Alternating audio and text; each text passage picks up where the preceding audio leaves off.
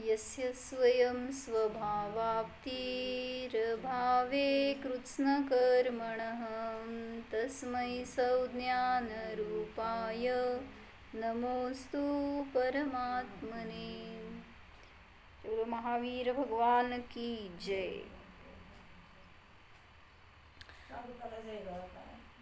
विराधकः कथं हन्त्रे जनाय परिकुप्यति त्र्यङ्गुलं पातयन् पद्भ्यां स्वयं दंडेन पात्यते।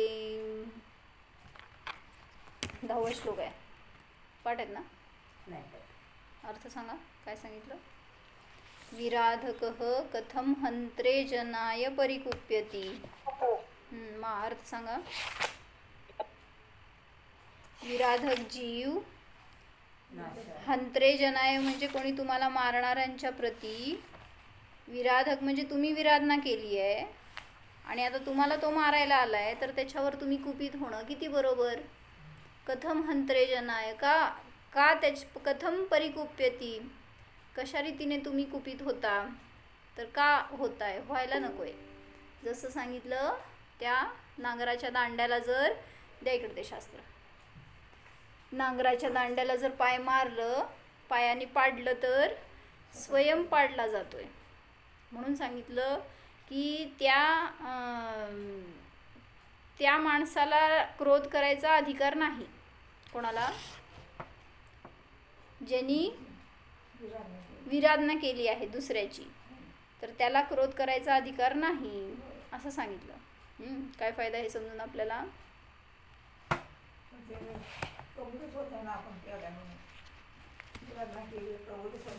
हा, म्हणजे मी दोष केलेला दिसत नाही, पण दुसऱ्यांनी दोष केला हे लगेच दिसतं। म्हणजे दुसऱ्यांनी मला त्रास दिला, का द्यावा, मग मी दिला होता ह्याचा स्वीकार होत नाही आहे, म्हणूनच तुमचं दुःख संपत नाही आहे, म्हणून विरोध संपत नाही आहे, विराधना संपत नाही आहे। हां, म्हणजे आपल्याला वाटते की माझी निंदा करतायत लोक, मला आरोप लावतायत, माझ्यावर दोषारोपण करतायत, पण मी केलंय ह्याचं तिथल्या तिथं आपल्याला भाववासन व्हायला पाहिजे। जसं आपण त्या सगळ्या पुराणातल्या कथांमध्ये लावलं, सीतेला आता अपवाद होताना दिसतोय, आपण तिची कीव करतोय, पण तिने केलंय पूर्वी हे समजलं तर, म्हणजे तिनेच भावलिंगी मुनींचं आणि आरिकांचं अपवाद केला होता, म्हणून तिला आता असा कलंक लागला। मग आता ते स्टोरी माहिती झाली म्हणून तुम्ही आज असं म्हणताय की ती भोगती आहे, पण ज्याला मागचं माहीत नाही आहे तो काय म्हणणार आहे? किती तिला कष्ट, किती तिला सहन करावं लागलं, रावण किती दुष्ट, असं म्हणजे ज्याला फक्त वर्तमान दिसतंय त्याला खरी परिस्थिती कधीच समजणार नाही। आणि म्हणून सांगितलं की ज्ञान नेत्रांनी जाणा, पहा। काय पाहायचं? आत्ता जो वर्तमान आहे तो भूतकाळाचं फळ आहे। काय म्हणले? वर्तमान अवस्था ही भूतकाळाच्या परिणामांचं फळ आहे आणि वर्तमान परिणामांचं फळ भविष्य आहे। म्हणून सांगतायत तुम्ही किती सावध राहणार आहे ना, त्याच्या अनुसार तुमचा वर्तमान आणि भविष्य तर सुधारणार आहे। भूतमध्ये तर केलेच सगळे दोष पाप, त्याचं फळ आता भोगतोय, पण आता ह्याच्या पुढं करायचं नसेल, भोगायचं नसेल तर सावधानता हवी, हे सांगितलं। मग त्याच्यासाठी त्यांनी काय घेतलं होतं की, म्हणजे आम्हांनी उदाहरण सांगितलं होतं बरं का, सुव्रता आम्हांनी, की मी पाप केलं आणि मीच क्रोध करतोय, तर माझ्यासारखा वेडा किंवा माझ्यासारखा अतिशहाणा कोण नाही। मी पाप केलं, दुसऱ्याला सतवलं आणि परत मीच त्याच्यावर क्रोध करतोय, तर माझ्यासारखा मीच असं सांगायचं। आणि मी त्याच्यामध्ये आपली चतुराई लय कुशल, आपण त्याच्यामध्ये असं वाटतं, कोणाचा तरी आवाज दाबायला जातो, कोणाला तरी गप्प करायला जातो, तर तिथं सांगितलं तुम्ही जर निर्दोषावर क्रोध करायला गेला तर त्याचं फळ नियमाने तुम्हाला मिळणार आहे। त्याच्यासाठी स्टोरी सांगितली होती, माहिती आहे सगळ्यांना, की अरविंद नावाचा राजा होता। काय झालं हो त्याला? दाह रोग झाला होता। आणि मग त्याला 2 मुलं होती, एक ज्येष्ठ आणि दुसरा कनिष्ठ। तर त्यांनी सगळे उपाय केले, सगळे औषधोपचार केले, सगळ्या प्रकारचे वैद्य, हकीम, डॉक्टर सगळे झाले, सगळ्या विद्यापणाला लावल्या, पण अनेक प्रकारांनी उपचार केला, पण त्याचा काही फायदा झाला नाही. त्याचा दाह वाढतच चालला होता. तर त्यावेळेस एक दिवस काय झालं की 2 पाली भांडत होत्या आणि भांडता त्यांच्यातल्या एका पालीची शेपूट तुटली आणि त्यातलं रक्त चुकून त्या राजाच्या हातावर पडलं, का अंगावर पडलं कुठंतरी. तर ते रक्त पडल्यावर त्याला इतकी त्या दाह शमनाची अनुभूती झाली, म्हणजे तो दाह आहे तो थांबला. कशाने हो? त्या रक्ताच्या स्पर्शाने. आणि त्यांनी काय विचार केला आता की या दाहाचं औषध रक्तच आहे, त्यामुळं तर रक्त कुठनं आणायचं.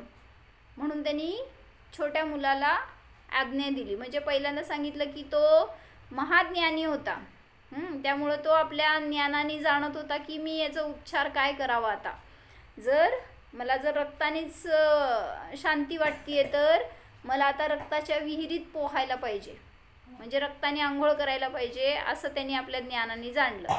मग अशी विहीर कुठं मिळणार, कोण बनवून देणार. मग त्याच्यासाठी त्यांनी त्याच्या ज्ञानाने पाहिलं की कुठल्या ह्याच्यामध्ये कुठं पशु जास्त आहेत, की कुठं आपल्याला असं अनुकूल क्षेत्र मिळतंय. आणि त्याला समजलं की एका जंगलामध्ये भरपूर पशु आहेत आणि तिथं जर विहीर केली आणि तिथं त्या पशूंचं रक्त साठवलं तर त्यामध्ये मी स्नान करू शकेन. असा विचार करून त्यांनी छोट्या मुलाला आज्ञा दिली, काय तू जा आणि त्या पशूंना त्यांची शिकार कर आणि मग ते सगळं रक्त त्या एका ठिकाणी विहीर करून, त्यात काय विहीर नाही म्हणायचं, तर हौद म्हणायचं, त्यात साठव, तर मी तिथे जाऊन पोहेन तर मला खूप माझा रोगापासून शांती मिळेल. मग हे ऐकलं की तो छोटा मुलगा असतो तो ज्ञानी असतो, अहिंसक असतो, असं पापभीरू असतो, त्यामुळं त्याला ते बिलकुल पसंत पडलं नाही. तो म्हणतो असं हिंसा करणं योग्य नाही आणि मी हिंसा करणार नाही, माझ्याकडून होणार नाही हे पातक. पण कितीही सांगितलं तरी सुद्धा राजाने सांगितलं नाही, तुला राजाज्ञा म्हणून करावंच लागेल. त्याला पापाचं भय होतं, अंतरंगातून जरासुद्धा इच्छा नव्हती, त्यामुळं त्यांनी सगळ्या प्रकाराने विरोध केला या गोष्टीला. म्हटलं आपण बाकीच्या अन्य प्रकारांनी प्रयत्न करू, काहीतरी उपचार करू, पण हा उपचार काही योग्य नाही. पण तरीसुद्धा राजाने त्याच्यावर खूप जबरदस्ती केली आणि त्याला ते क्षेत्र सांगितलं, ते जंगल सांगितलं आणि तिथं पाठवलं. मग आता त्याची जरासुद्धा इच्छा नसताना तो त्या जंगलामध्ये गेला. आणि काय झालं, त्या जंगलात गेल्यावर त्याला मुनींचं दर्शन झालं. आणि दर्शन झाल्यावर त्याला फार हायसं वाटलं आणि तो मुनींसमोर जाऊन आपली सगळी व्यथा सांगतो. असं झालंय, वडिलांना दाह झालाय, तर मी मुलगा म्हणून त्यांचं दुःख दूर करायला पाहिजे, पण वडिलांनी हा उपाय सांगितलाय तो माझ्या बिलकुल मताच्या विरुद्ध आहे, मला जरासुद्धा हिंसा करण्याचे भाव नाही आहेत, तर मी काय करू, मला उपाय सांगा. मग त्यावेळेस नाही, माझे वडील तर इतके ज्ञानी आहेत आणि त्यांना का हे कळेना, असं त्या मुलांनी मुनींना विचारलं.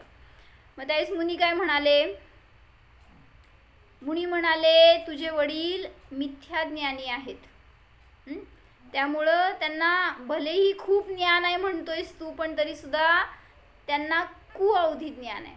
अवधी ज्ञान आहे पण ते मिथ्यात्व सहित असल्यामुळं ते कुअवधी ज्ञान आहे.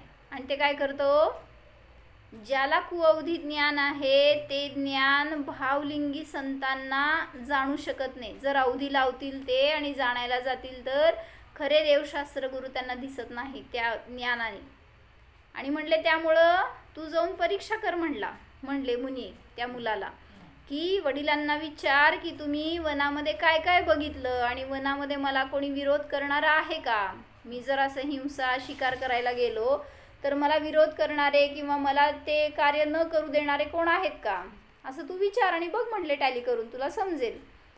मग तो खरंच जातो वडिलांकडं आणि वडिलांना विचारतो, म्हणतो की त्या जंगलामध्ये कोण कोण आहेत सांगा, आणि मला हे काम करायला कोणी अडथळा करणार नाही ना, कोण आहेत असे. तर असं म्हणल्यावर मुनी त्या वडिलांनी अवधी लावली, काय दिसलं, म्हणले कोण नाही आहेत. तू तुझं काम करू शकतो, त्या जंगलामध्ये पशु सोडून अन्य कोणीही नाही. आणि हे ऐकलं की त्याचा विश्वास बसला आणि तो पळत मुनींकडे गेला आणि त्यांनी मुनींना सगळं सांगितलं. म्हणले की खरोखर वडिलांना खूप अवधी ज्ञान आहे आणि त्यामुळं ते त्या ज्ञानाने तुम्हाला जाणू शकले नाही. त्यांनी मला सांगितलं नाही की इथं मुनिराज आहेत, हे त्यांना दिसलं नाही. आणि हे सगळं परीक्षण झाल्यावर त्यांनी विचारलं मुनींना, मला तुम्ही उपाय सांगा, मी काय करू आता.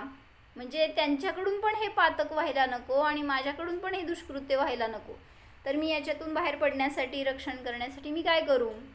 मग त्यावेळेस मुनींनी त्याला स्वतःलाच उपाय सुचला. म्हणजे मुनींनी त्याला सांगितलं की हिंसा तर कुठल्याही दुःखाचा उपाय नाही आहे, कुठल्याही रोगाचा उपाय नाही आहे, त्यामुळं तू हिंसा करू नको, हे तर सांगितलं मुनींनी. मग त्यांनी उपाय शोधून काढला की लाखेची विहीर करावी, लाखेच्या पाण्याची.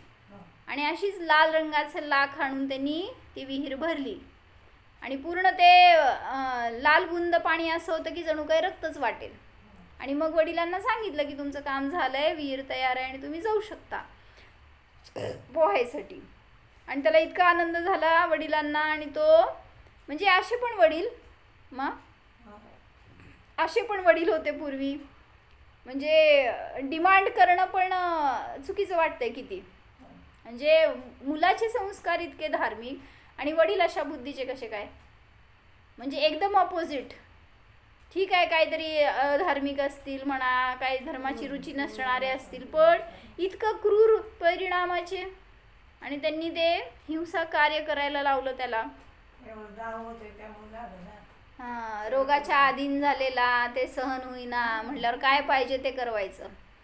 आणि सगळे उपचार करून आता थकला होता तो, म्हणून आता काय मिळेल तो उपचार करायची त्याची तयारी. असं जीव अंध होऊन जातो जेव्हा कषायाच्या शरीराच्या ममत्वामध्ये, आसक्तीमध्ये अडकतो.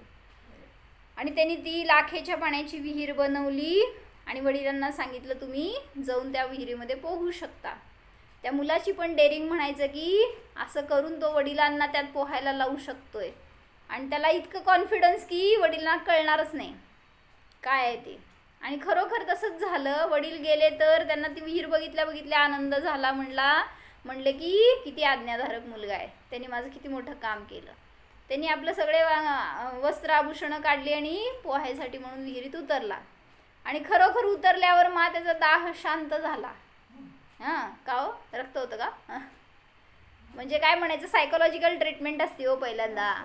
आणि मग ते त्यात पोहतोय, इतका आनंद भोगतोय आणि आता त्याला बस माझ्या रोगातनं मी मुक्त झालोच एवढं वाटलं. आणि शेवटी विचार केला त्यांनी की म्हणला थोडासा घोट तोंडात घ्यावा आणि आतला पण दाह शांत करावा. तर त्यांनी ते पाणी पिलं. त्याच्या भाषेमध्ये ते रक्त होतं आणि त्यांनी ते दाह शमण्यासाठी म्हणून पिलं. म्हणजे हे ऐकायला पण स्टोरीमध्ये चुकीचं वाटायला लागलंय. असं रक्त पिण्याचे भाव कसे होऊ शकतात. जरी तिथं हिंसा करायला लावलंय, त्या उपचारासाठी म्हणून सगळं करतोय, पण रक्त पिणं हा मांसाहार आहे. पण त्यांनी ते त्या रोगाला नष्ट करण्यासाठी म्हणून ते पिलं. आणि पिल्यावर काय झालं, त्याला समजलं की हे रक्त नाही, हे तर काहीतरी मायाचारी आहे किंवा काहीतरी हे चुकीचंच आहे, हे रक्त नाही आहे, पाणीच आहे, हे त्याला निर्णय झाला. आणि त्याला इतका क्रोध आला कोणावर, छोट्या मुलावर, की त्यांनी माझ्याबरोबर असं कसं केलं. मी त्याला आज्ञा दिली होती तर त्यांनी राजाज्ञा भंग केली आहे, त्याला महान दंड देणार आता मी. आणि इतकाच संताप झाला, तो डोक्यापर्यंत गेला. त्यांनी हातात तसंच त्या पाण्यातनं बाहेर पडला आणि हातात अशी नंगी तलवार घेऊन त्या मुलाच्या मागं धावला. त्या मुलाचाच आता मी नाश करून टाकणार, त्याचाच घात करणार असं. आणि त्याचं लक्ष नाही आहे, इतकं त्या क्रोधाने बेभान झालेला तो. आणि ती तलवार घेऊन पळत असा सुटलाय की कुठं चालतोय, काय चालतोय माहीत नाही. त्या जंगलातनं कसंही जोरात पळत असताना नेमकं झालं काय, समोर तो मुलगा आणि हा मागं त्याच्या. आणि असं धावत असताना त्याचीच तलवार त्याच्या हातातनं सुटली आणि त्याच्या मानेवर पडली. काय झालं, विराधकः कथम हंत्रे जनाय परिकुप्यती. आता तुम्ही त्या मुलावर क्रोध करून काय फायदा. तर तिथं सांगायचं आहे की मी क्रोध केलाय तर त्याचं फळ मलाच मिळणार आहे. म्हणून त्या राजाला अशा प्रकाराने त्याचा स्वयंच घात झाला. क्रोध करणाऱ्याचा असाच घात होत असतो हे समजून घ्या. म्हणून सांगतायत कुठलीही परिस्थिती असू देत की त्याच्यामध्ये कषायाने निर्णय करायचा नाही. जितकं कषायाच्या अधीन होणार तितकं त्या निर्णयापासून, त्या सुफळापासून दूर जाणार. नियमाने त्याचं फळ आपल्याला विपरीत मिळणार. म्हणून सांगतायत की असं अविचाराने निर्णय करणं योग्य नाही.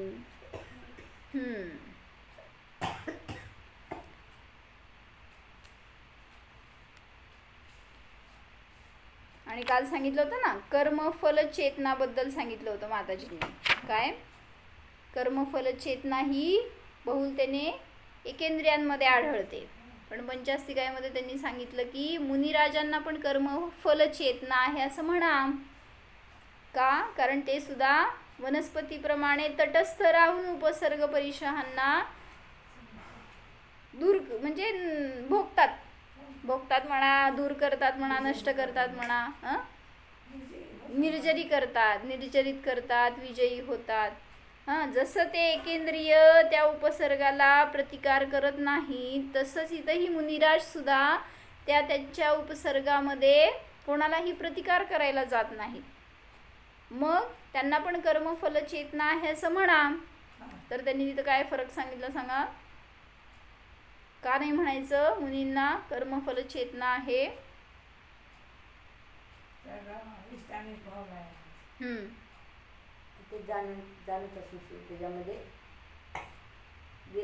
कर्माचं फळ तर दिसतंय की भोगायला लागलेलं, पण भोगत नाहीत हे सांगायचं. कर्मफळ देत आहे पण त्याला भोगत नसून ते ज्ञानाला भोगतायत, म्हणून त्यांना कर्मफल चेतना नाही. काय कळलं? बाहेरून बघायला गेला तर असंच दिसणार आहे की ते आणि हे एकेंद्रिय आदी सगळे जीव समान आहेत. त्यांना उदय आला तरी सुद्धा ते स्थिर आहेत आणि यांना उदय आला तरी सुद्धा ते त्याच्यामध्ये तटस्थ आहेत. पण अंतरंग परिणतीमध्ये फरक आहे. म्हणून काल वाक्य काय सांगितलं होतं? त्या एकेंद्रियांना प्रतिकार करायचा नाही आहे असं नाही आहे, करू शकत नाही आहे. म्हणून त्यांना कर्मफल चेतना आहे, म्हणून संकलेश आहेत, म्हणून तिथं अत्यंत आकुलतेने मरतो तो जीव एकेंद्रिय. तर तशी आकुलता मुनींना नाही, कारण कर्माचं फळ येत आहे उदयाला हे जाणतायत, ते समजतंय त्यांना, पण त्याला भोगण्याचा विकल्पच नाही आहे, त्याला ते जरा सुद्धा भोगत नाहीत. म्हणून तिथं म्हटलं कर्मफल चेतना नसून ज्ञान चेतना आहे. निरंतर त्यांच्या अंतरंगामध्ये म्हणजे एकेंद्रियांमध्ये निरंतर संकलेशाची धारा आहे आणि मुनिराजांच्या अंतरंगामध्ये निरंतर शुद्धोपयोगाची धारा आहे. हा फरक आहे. म्हणून तिथं त्यांना एकेंद्रियांच्या तुलनेमध्ये ठेवणं योग्य नाही. कशासाठी सांगितलं हे? म्हणजे मला कोणीतरी विरोध करायला आलं, मला कोणीतरी मारायला आलं, घात करायला आलं तर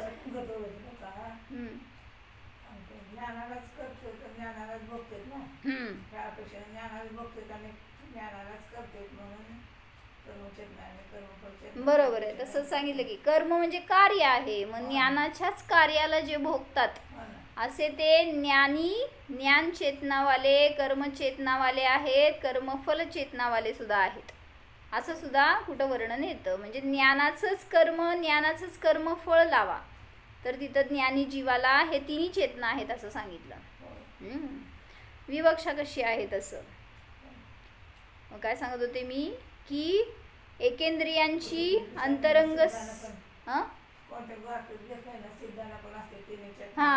म्हणत होते. म्हणूनच मी पण ज्ञानीला म्हणजेच अरिहंत सिद्धांना सुद्धा तिन्ही चेतना आहेत असं सांगितलं. कशाच्या अपेक्षेने?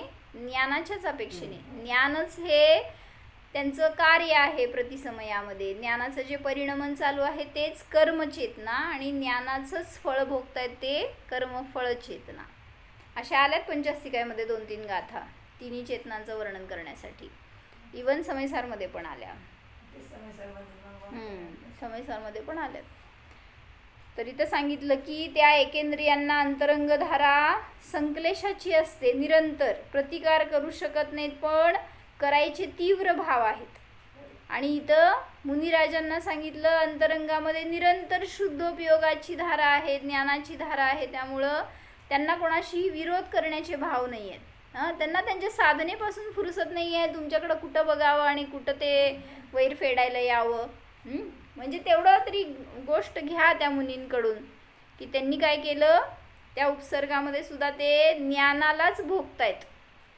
जसं तुम्हाला कोणी शिवी दिली, तुम्ही कोणाला भोगलो? रंजू काकी,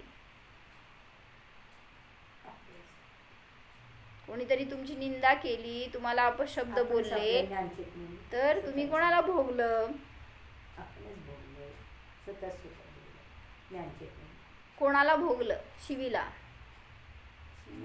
मग ज्ञान चेतनेने शिवीला कसं भोगू शकणार?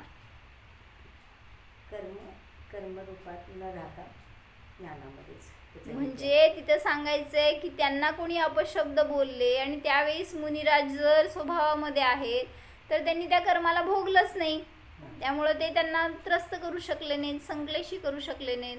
म्हणून तिथं त्यांना दिसते, वेदन होते, ते ज्ञानच आहे, त्या ज्ञानाचाच ते स्वाद घेत आहेत.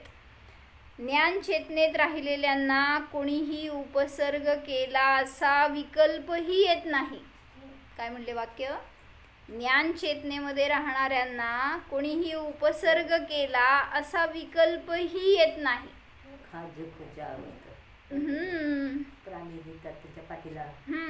म्हणजे म्हणायचे की ते त्यांना उपसर्गच वाटत नाही, ही जर निर्जरा आहे असं वाटून ते पुन्हा साधनेमध्ये स्थिर होतात. पण आपल्याला अजून कोणी काय बोललं नाही, बोलायला येणार आहेत असं समजलं, समजा तुम्हाला कोणीतरी तुमचा विरोध करायला येणार आहे, तुम्हाला काहीतरी अपशब्द बोलायला, तुम्हाला तुमची निंदा करायला येणार आहेत, यायला लागले तसं दिसलं, अजून काय बोलले नाहीत, केले नाहीत बरं का, तोपर्यंत तुमचे परिणाम काय झाले हो?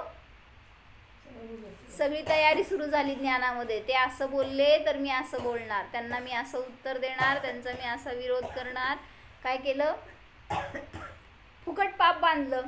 म्हणजे ते येऊन कदाचित ते बोलणार पण नसतील तसं काय, किंवा येईपर्यंत त्यांचे उदय बदलले असतील, पण स्वतः असे परिणाम करून आपण स्वतःसाठी दुःख बांधलं.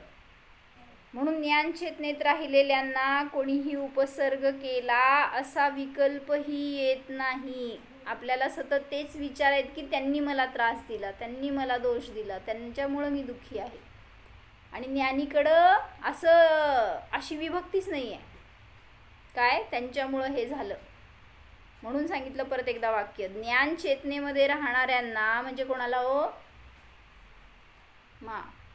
स्वतःमध्येच राहणाऱ्याला, मला असं म्हणा की मला ज्ञान चेतनेत राहणाऱ्याला कोणी उपसर्ग केला असा विकल्पही येत नाही. म्हणजे काय हो? मी जर ज्ञानामध्ये राहिलो तर मला विकल्पच येणार नाही की कोणी मला त्रास देतंय, कोणी माझ्यावर संकट आणवतंय, कोणी माझ्यावर उपसर्ग करतंय, असे विकल्पच येणार नाही, कारण ज्ञानालाच भोगतोय. मग कुठं दिसलं तिथं ज्ञानाहून पर कोणी काय करतंय आणि मला काय त्रास होतोय वगैरे. म्हणजे सहजता आहे इतकी ना, ते सहज त्याला समजून घ्यायला पाहिजे, बास, तर आनंद आहे. म्हणून समाधी शतकमध्ये एक श्लोक घेतलाय ना त्यांनी, की कोणाचे रागद्वेष नष्ट होतात, कोणाचे कशाय नष्ट होतात. क्षीयन्ते त्रैव रागाद्यास्तत्वतो मां प्रपश्यतः. काय? क्षीयन्ते अत्र रागाद्याः, इथे या लोकामध्ये रागादी नष्ट होतात. कोणाचे? क्षीयन्ते त्रैव रागाद्यास्तत्वतो मां प्रपश्यतः, जो तत्वतः स्वतःच्या आत्म्याला पाहतो, म्हणजे तत्वरूपाने स्वतःला जाणतो, ग्रहण करतो, त्याचंच या लोकामध्ये रागद्वेषाचा क्षय होतो. बोधात्मानं ततः कश्चिन्न मे शत्रुर्न च प्रियः, असा त्या बोधस्वरूप आत्म्याला कोण बरे शत्रू आणि कोण मित्र असणार? बोधात्मानं ततः कश्चिन्न मे शत्रुर्न च प्रियः, कोणीही शत्रू नाही आणि कोणीही प्रिय नाही. कोणाला रंजू काकी? मला. का तुम्हाला का? कारण तो जाणतोय स्वतःला ज्ञानचे मी जाणते. ज्यांनी तत्वतः आत्म्याचा निर्णय केलाय त्याला या लोकामध्ये रागद्वेष होतच नाहीत, आणि त्यामुळं तिथलं कोणी त्याला मित्र पण राहिलं नाही आणि शत्रू पण राहिलं नाही. म्हणून सांगितलं की रागादी क्षीण होतात, आणि त्यामुळं तिथं राग नाही आहे. जर राग हे तुमच्या भेदभावाचं पोषक आहे, म्हणजे माझ्या अंतरंगामध्ये कोणाविषयी तरी राग आहे, कोणाविषयी तरी द्वेष आहे, मी जरी म्हणलं नाही तोंडामध्ये तरी सुद्धा ते भाव आहेत अंतरंगामध्ये, म्हणून तरी बाहेर कोणीतरी चांगला आणि कोणी वाईट वाटतो. आणि ते भाव नसतील तर समानता. अंजान एरियामध्ये जावा, कुठल्या तरी परगावी जिथं कोणी तुमचं ओळखीचंच नाही आहे, तिथं जाऊन करा बघू, एखाद्याला राग करा, एखाद्याला द्वेष करा, का नाही होत? इथं होते तुम्हाला सगळ्यांच्या बरोबर रागद्वेष, तिथं का नाही होत? परिचय आवडला. म्हणजे असं म्हणलं जात काय माहित नाही आपल्याला. माहित नाही म्हणून ना, मग इथं माहिती झाली, चूक झाली का? परिचय आवडण्यात. म्हणजे सांगायचंय की अनेक वेळा असं झालं ना की परगावचे कोणीतरी पंडित आले समजा तुमच्या गावामध्ये, तर तुम्ही किती बहुमान देताय त्यांचं प्रवचनाला, अशी सगळी शेकडोनी गर्दी मंदिरात. म्हणजे त्यांना तुम्ही ऐकताय, त्यांचं सगळं ग्रहण करताय, त्यांना बहुमान देताय. तेच पंडित सांगा मला त्यांच्या गावात गेल्यावर जरी प्रवचन करतील तरी सुद्धा मग का असं? म्हणजे ती संख्या नसते, तो मान नसतो, तो पाहुणचार नसतो, तो आदर सत्कार नसतो, का असं? एका साईडला असं आणि दुसऱ्या साईडला असं का? म्हणजे म्हणलं ना, तुम्ही गृहस्थी कार्य करत घरात राहिलाय ना तो, तिथं गृहस्थी कार्य करत दुसऱ्याला उपदेश देताय ना, तर लोकांना पहिल्यांदा गृहस्थी दिसते तुमची, आणि ते त्यामध्ये तुमचे कशाय होत आहे, तुम्ही सुद्धा मोही होत आहे, तुमची सुद्धा एकत्व ममत्व परिणती होतीये हे दिसतंय. आणि त्या बाहेरच्या परिणतीने जजमेंट करतात आणि म्हणतात की हे सुद्धा आमच्यासारखेच आहेत, काय त्यांचा इतका आदर करायचं, काय त्यांचा मान करायचं, आणि काय त्यांचं प्रवचन ऐकायचं. आणि हे सगळं दिसत नाही म्हणून परगावी त्यांना जास्त आदर असतो. आणि कशावरून ओळख केली हो? चारित्र मोहनियाचं कार्य चालू आहे बाहेर, आणि त्याच्यावरून तुम्ही ज्ञानाचा निर्णय करताय, सम्यक्त्वाचा निर्णय करताय, तर ते योग्य होणार नाही. कशासाठी सांगितलं?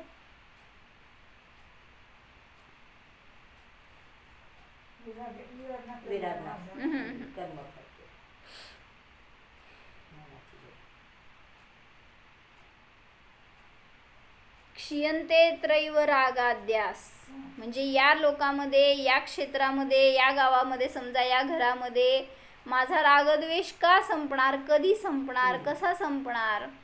दुसऱ्याचा माझ्याविषयी नको, मलाच दुसऱ्याच्या विषयी रागद्वेष व्हायला नको, अशी परिणती माझी कधी येणार, कशी येणार? मग त्याच्यासाठी सांगितलं तुम्ही बोध स्वरूप आत्म्याला जाणा, पहा, तर तिथं निर्विकल्पता ज्ञानामध्ये सहज प्रगट होणार. कषायाच्या वेगात आपल्याला आपले दोष दिसत नाहीत किंवा स्वीकारू वाटत नाहीत. काय म्हणले?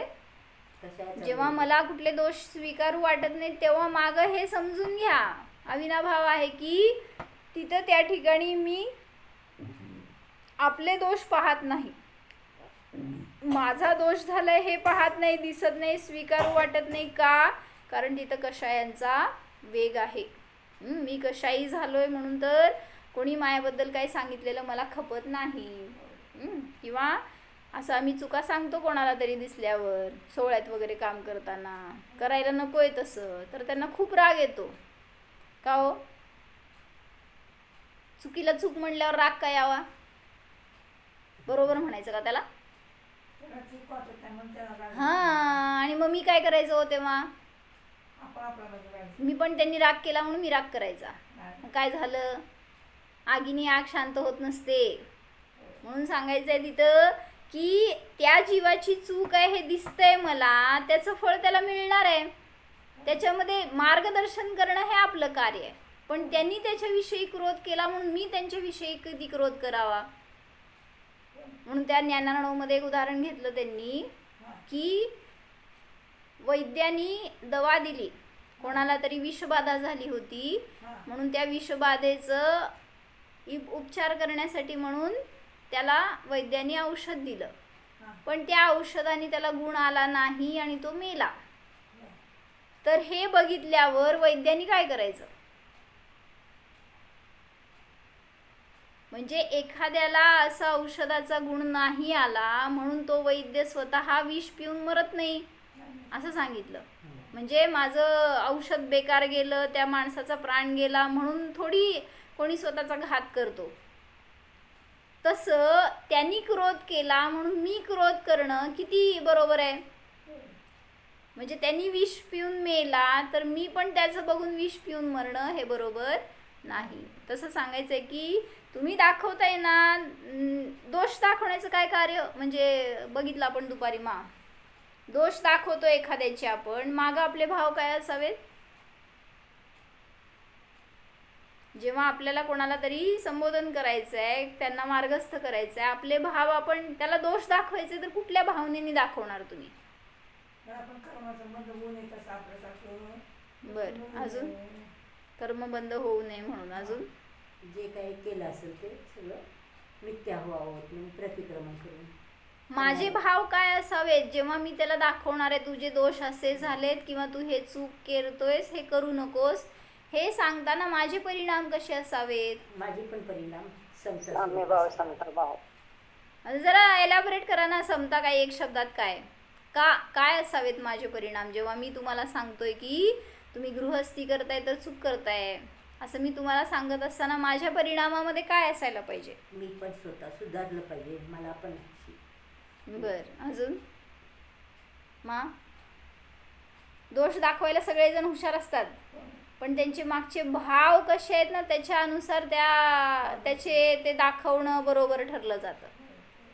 मग त्यात सांगितलं ना कुंदकुंदांच्या कथांमध्ये की तुम्हाला जर त्यांची हीनता करायची असेल आणि त्यापूर्वक तुम्ही दोष पाहत असाल तर तुमचं कधीच त्या दोष दाखवणं सफल होणार नाही.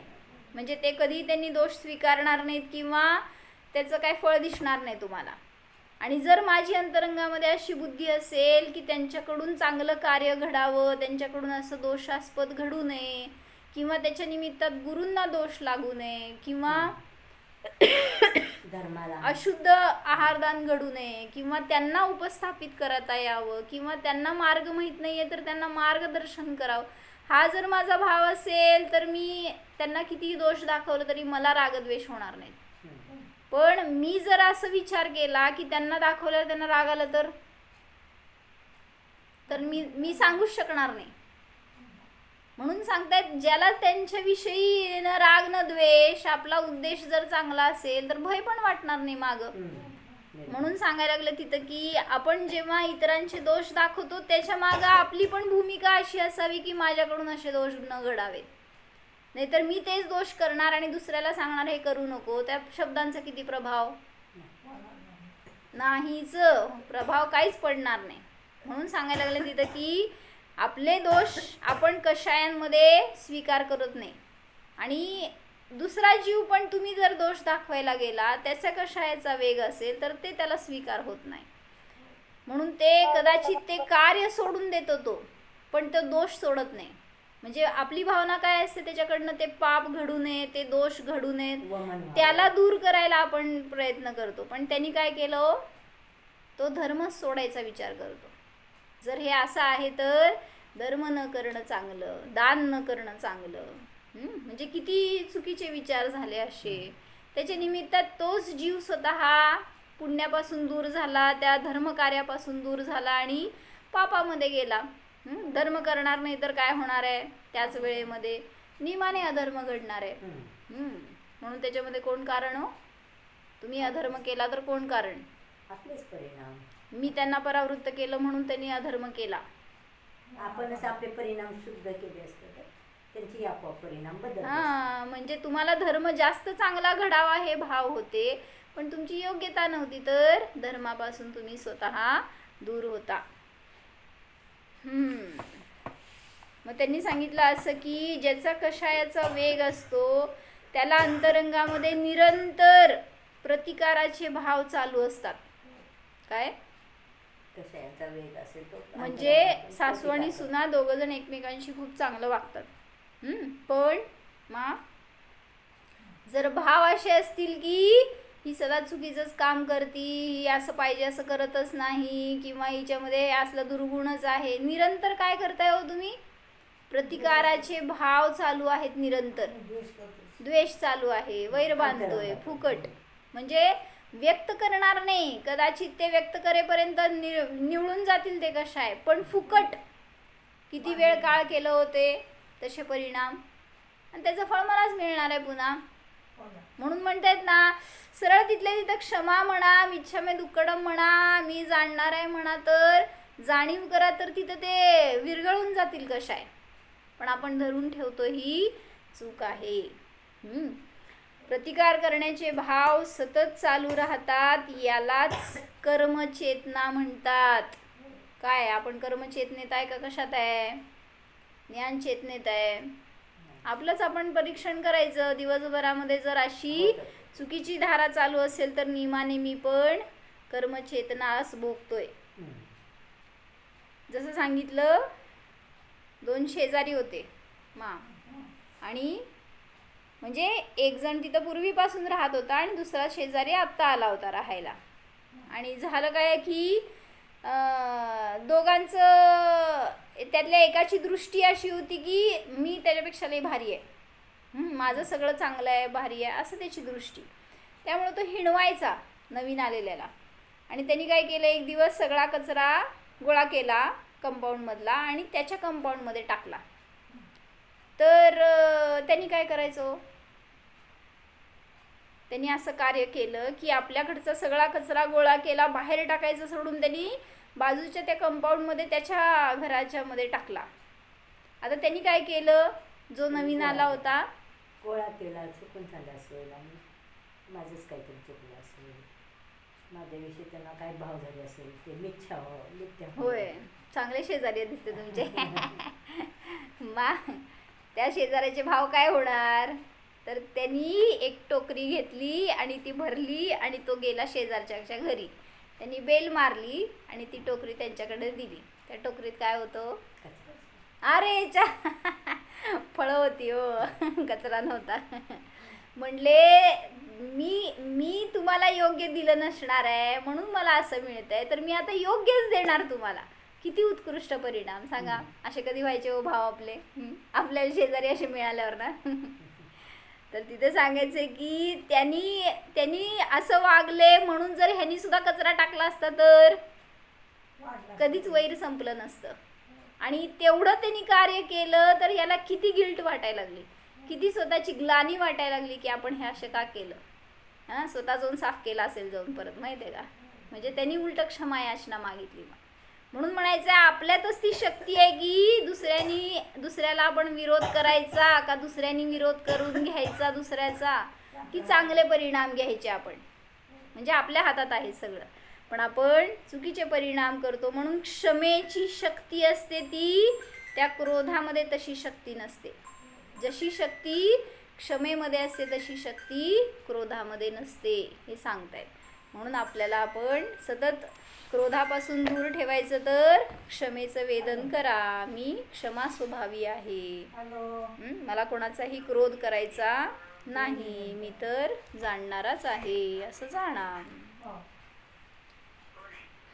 हो जाणा. हा मी निष्क्रोध आहे, निष्कषाय आहे, क्षमा स्वभावी जीव आहे.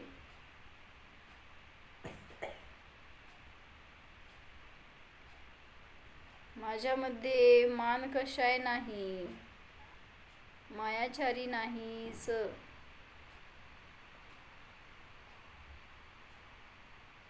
सर्व कषायांना हा मी जाणणारा मात्र आहे. मी आहेच.